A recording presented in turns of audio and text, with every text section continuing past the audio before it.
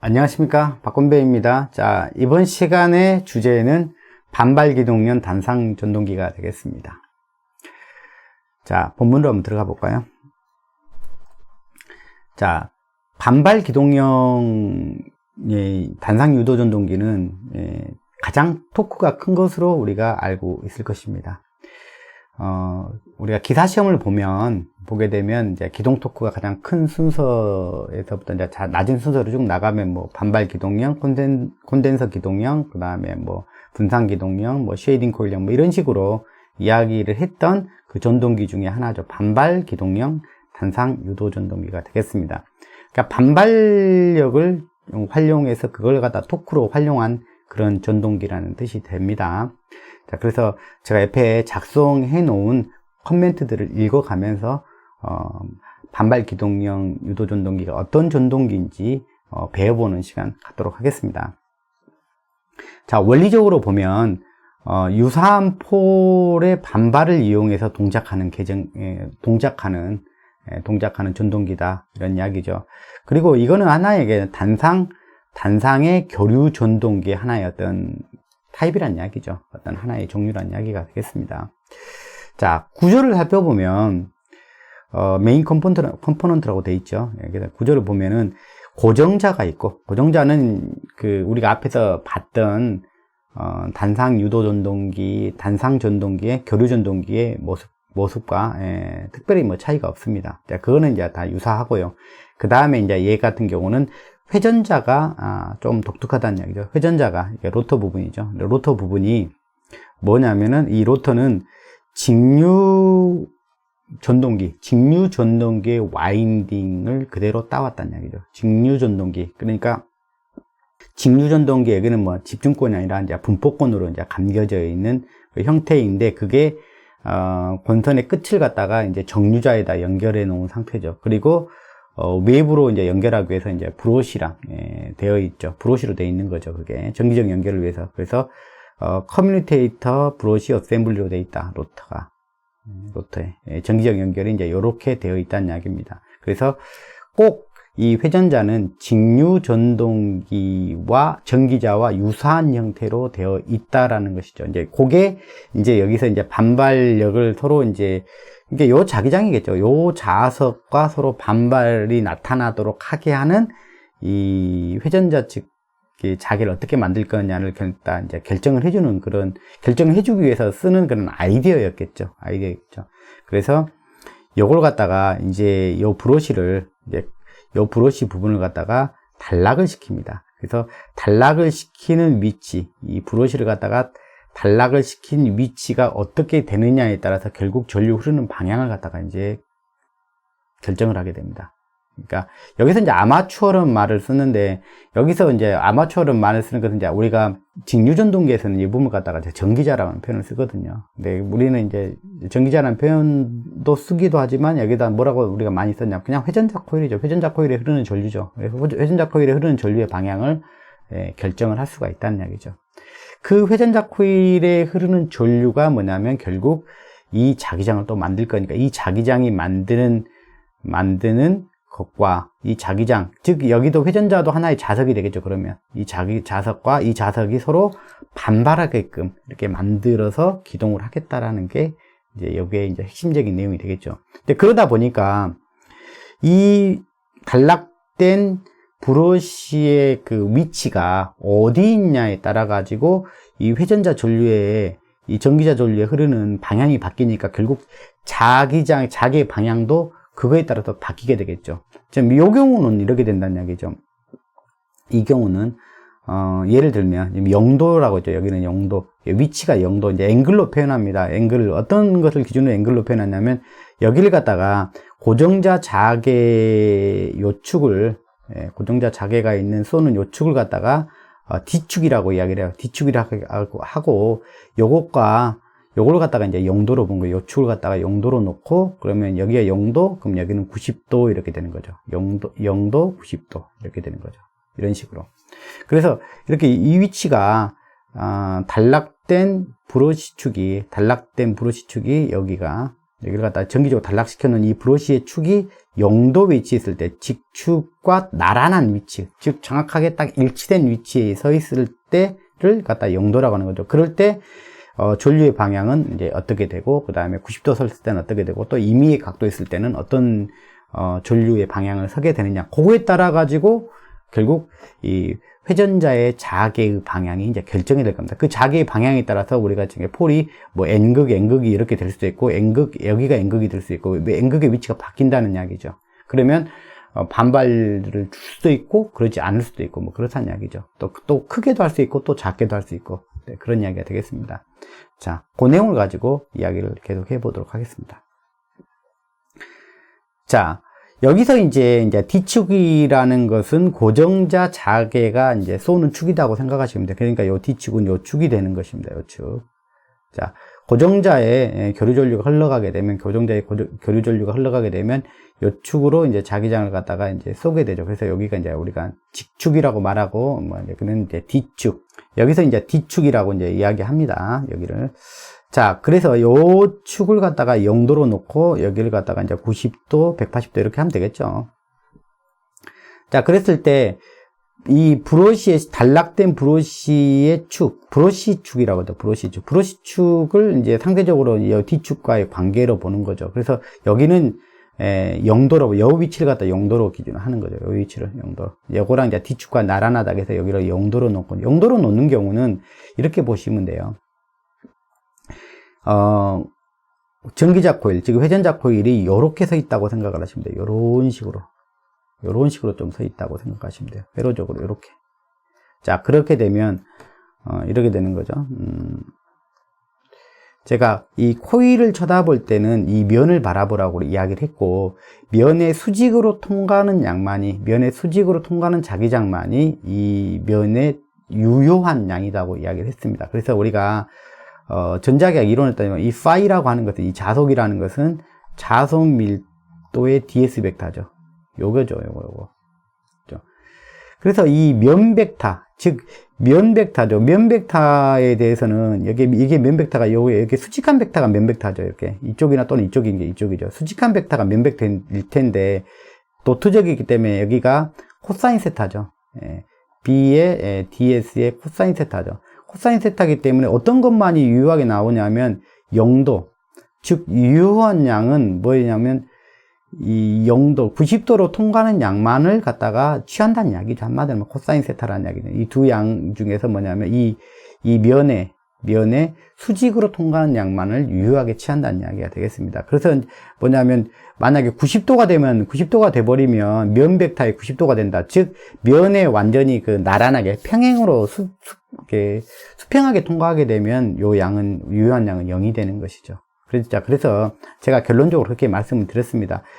자, 이 코일을 바라볼 때 코일의 본질은 이 면을 바라보고, 면에는 어떤 물리량이든 수직으로 통과하는 양만이 유효하게 취한다는 이야기죠. 자, 그랬을 때 패러데이 법칙에 따르면 이 유기기전력이라는 것은 이 자기장이 시간에 따라 바뀌어야지만이 발생하는 건데, 이 코일에 발생할 수 있는 건데, 이 자기장 자체는 반드시 면을 수직으로 통과하는 자기장의 크기가 그렇죠, 시간에 따라 바뀌었을 때를 의미하는 거죠. 그러니까 여기 같은 경우는 구조적으로 보면 다 지금 수직으로 통과하게 되어 있는데, 이 자기장 자체가 교류 자기장이죠. 교류 전류에 의해서 만든 자기장이기 때문에 스스로 시간에 따라 그 크기를 바꾸고 있죠. 그러니까 당연히 여기에서는, 이 코일에서는, 이 전기자 코일에서는 당연히 기전력이 발생하죠. 그러니까 기전력이 발생되니까 당연히 그거에 의해서 전류가 흐를 것입니다. 그렇게 전류가 흐를 때 당연히 전류가 흐르는 방향은 어떻게 되겠어요? 렌츠의 법칙에서 이렇게 쏘면, 고정자가 이렇게 쏘면 얘는 렌츠의 법칙에서 얘를 갖다가 상쇄하려고 하는 여방향으로 생기겠죠. 그러니까 자기장이 올라가고 오른손을 들어가지고 돌리면 되겠죠. 전류 방향. 그럼 전류 방향이 이쪽은 들어가게 되고 이쪽은 나오는 방향으로 전류가 흐르겠죠. 그러니까 요 브러쉬의 위서투된 브러쉬 축이 어디 있느냐에 따라서 이 전류 방향도 결정이 된다. 즉 이 전류 방향이 이렇게 결정이 되면 이게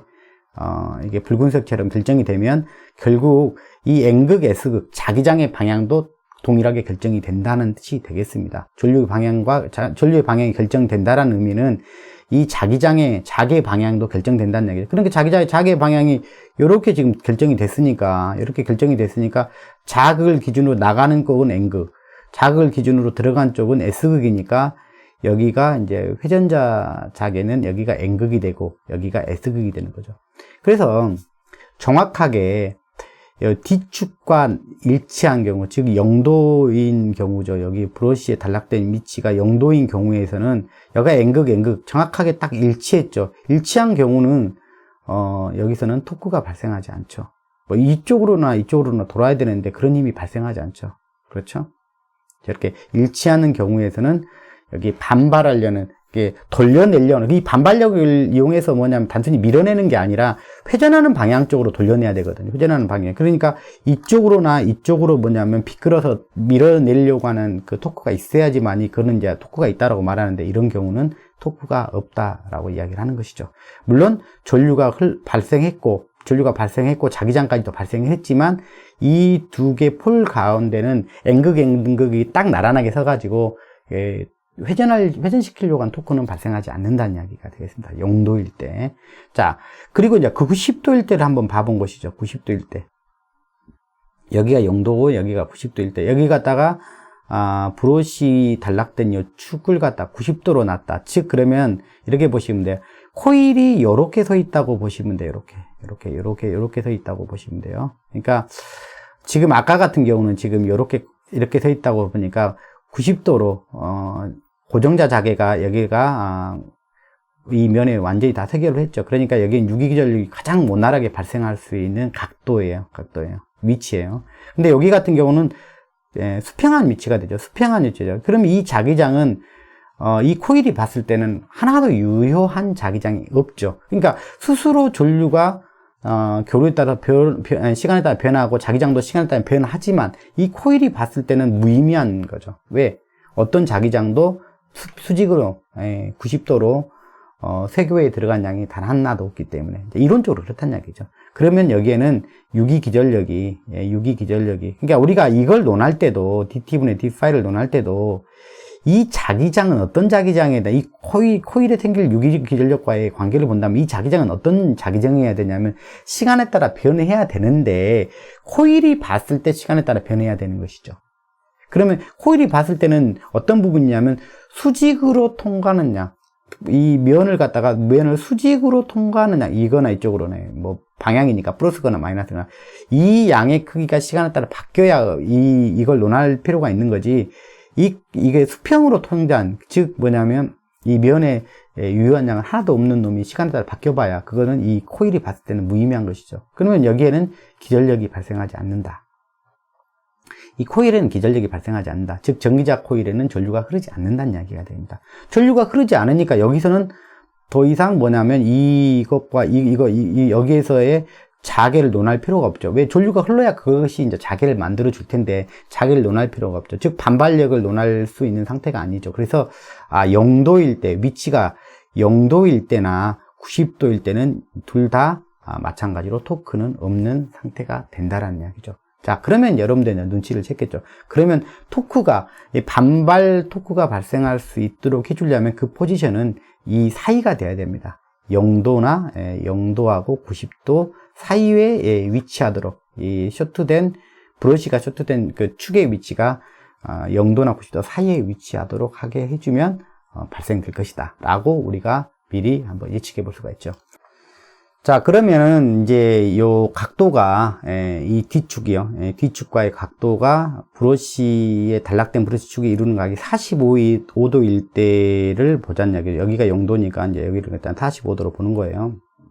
자, 그렇게 되면 이제 코일이 이렇게 45도에게 기울여져 있는 거죠. 여기를 보면은. 그렇게 되면 반드시 평행한 성분도 존재하고, 이 통과하는 자기장, 면에 통과하는 자기장에도 평행한 성분도 존재하게 되고, 이 면에서 바라보면, 그 다음에 90도로 통과하는 두 가지 성분으로 나눠질 수가 있죠. 즉, 뭐냐면 중요한 것은 90도로 통과하는 성분의 자기장이 있다는 이야기죠. 그건 물론, 요거는 당연히 그 스스로 교류전류가 만드는 게 그 스스로 그 크기를 바꾸고 있기 때문에 당연히 여기서는 이제 유기기전력이 발생한다는 이야기죠. 그러니까, 여기서는 이 90도가 됐을 때 유기기전력 발생 안 해서 토크가 발생 안 했지만, 여기서 이제 유기기전력 크기로 따지면 여기가 최대죠. 여기 0도일 때가 최대이고, 이렇게 모든 자기장이 다 90도로 세교하니까 각도가 점점 이제 이게 갈수록 뭐냐면 그 양은 점점 줄어들겠죠. 줄어들긴 하겠죠.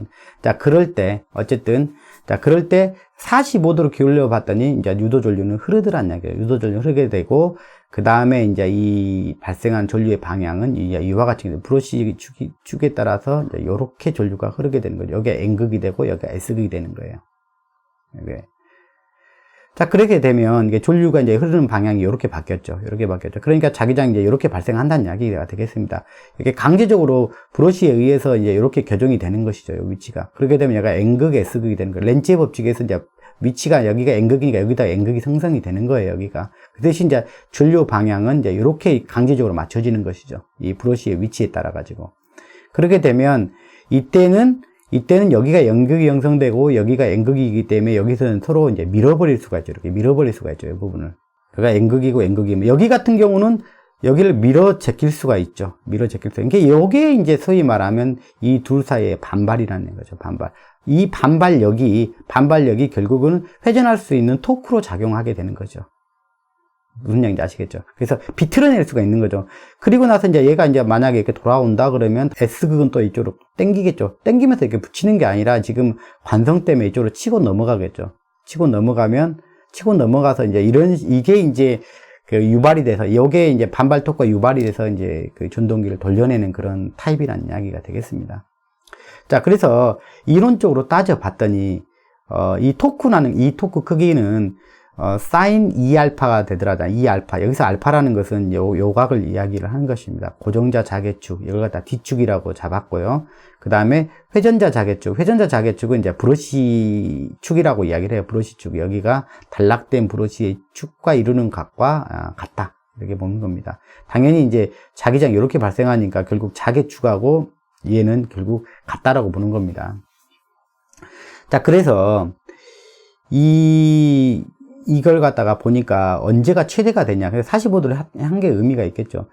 요 사인 2알파랑 비례하게 되다, 이 토크는. 그래서 이게 90이 될 때가 아마 최대가 될 텐데, 그러면 이 알파 각은 얼마가 되냐면 45도가 될 때, 요 45도 각도가 됐을 때 최대가 되더라라는 이야기가 되겠습니다. 자, 요 이야기입니다.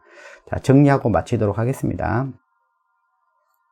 자, 반발 기동형 단상 유도 전동기는 전류는 그렇더라. 브러시 축하고 그 다음에 직축. 직축은 이제 고정자 자개축입니다. 고정자 자개축과 딱 일치하는 순간에는 토크가 작용하지 않았습니다. 딱 토크가 작용하지 않았다는 것도 알 수가 있는데, 이때는 전류로 보면 가장 큰 전류가 흐르더라.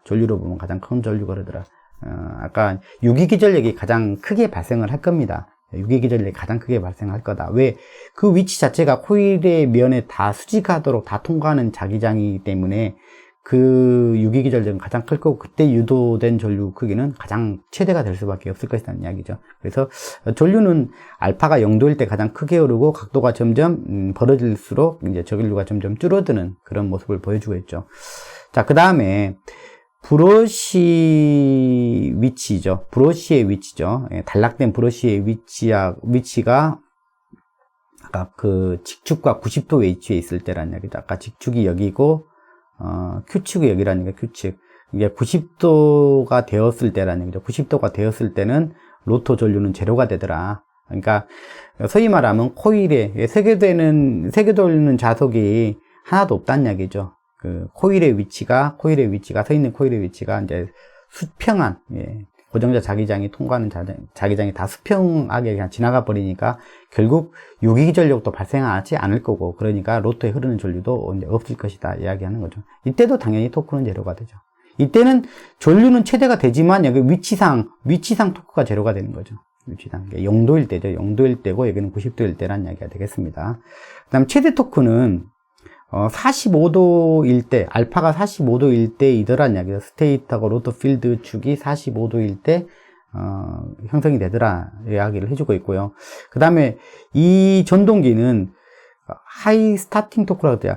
높은 기동 토크가 요구되는, 기동 토크가 높은 기동 토크가 요구되는 그런 부하에 적합한 단상 전동기더라 라고 이야기를 해주고 있습니다. 예를 들어서 호이스트라든지 리프트 같은데 적용하기에 적합한 전동기더라 라고 이야기를 해주고 있습니다. 자, 오늘 이 시간에는 반발 기동형 단상 전동기에 대해서 말씀을 드렸습니다. 간단하게 이게 회전 원리 정도 말씀을 드렸고요. 이게 이제 간단하게 보았지만 이게 뭐 더 깊이 들어가면 상당히 어려울 것입니다. 그렇지만 우리는 이제 이 전동기는 어떤 원리로 이렇게 돌아가게 되는지 정도만 우리가 공부를 했습니다. 자, 다음 시간에 뵙도록 하겠습니다. 감사합니다.